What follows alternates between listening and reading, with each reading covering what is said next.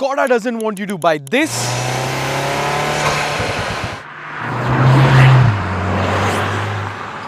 They want you to buy this instead.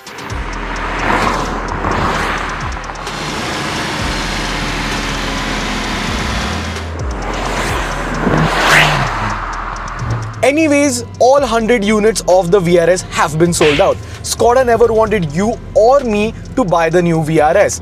What they really brought it in for was to sell more Kylaqs.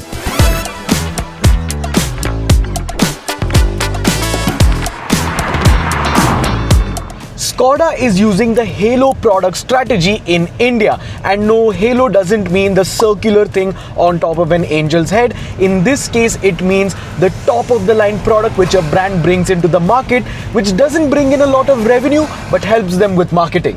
Skoda has only brought in 100 units till now for the new VRS. Now, I couldn't find any credible source online, but it's highly likely that Skoda isn't making any sort of money on these 100 cars. What they're betting on is that this VRS will create aspiration, and that aspiration will make you want to buy a Skoda Kylaq or any other model in their lineup. And that is how the Halo product strategy works. A manufacturer will create a cutting-edge, super exclusive product which is unattainable to most, but that product will create so many aspirers that they would want to purchase the attainable product because of the similarities and the brand image that it creates. But the Halo product strategy only works in India with the VRS because it's so exclusive.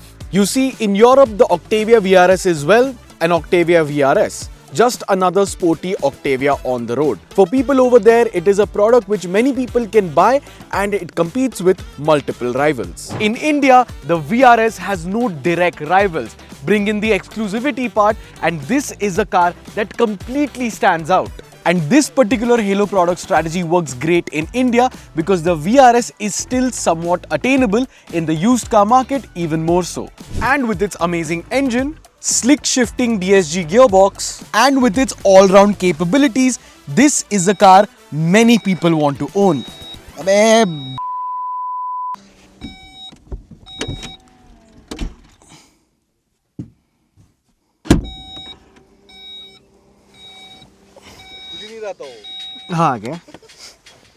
And in case you missed out on the VRS train, Skoda will happily sell you a Kodiaq, Kylaq, Slavia, or even a Kylaq to make you feel part of something special, and that's exactly how this strategy works.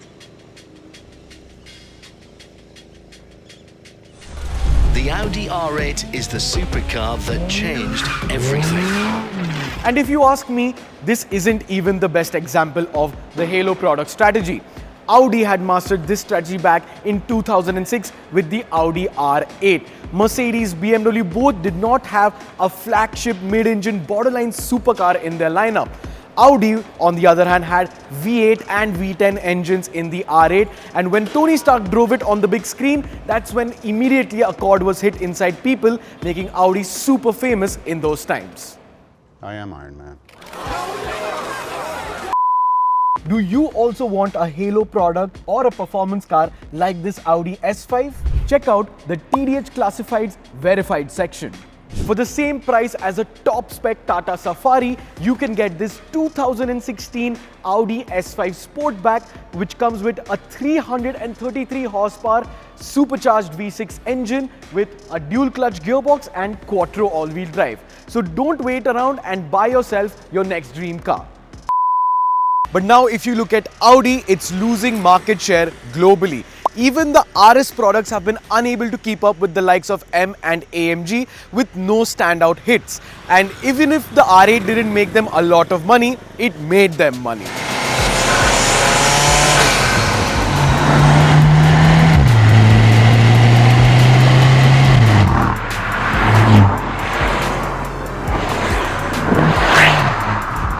But that leaves the question, does the Kylaq drive like the VRS?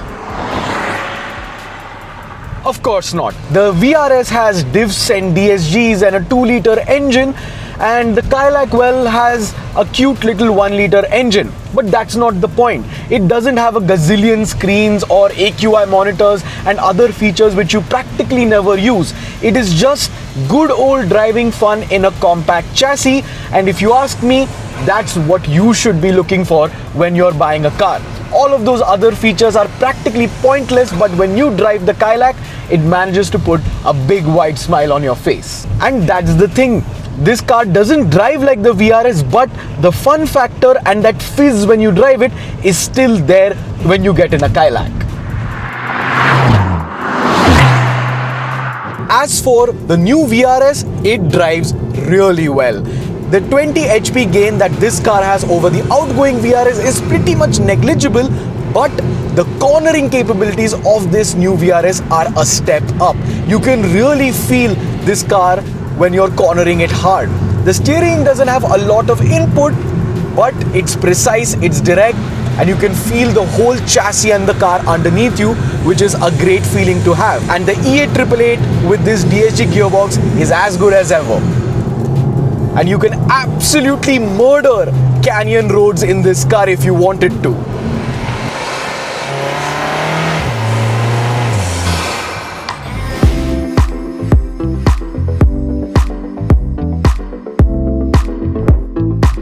Now, if you don't like this color on the VRS, it's totally understandable, but I'm not gonna lie, I quite like it on this car. Now, there is a reason why Skoda India has their media cars in such quirky and wacky colors like this Mamba green. It's because they want as many eyeballs towards their car as possible.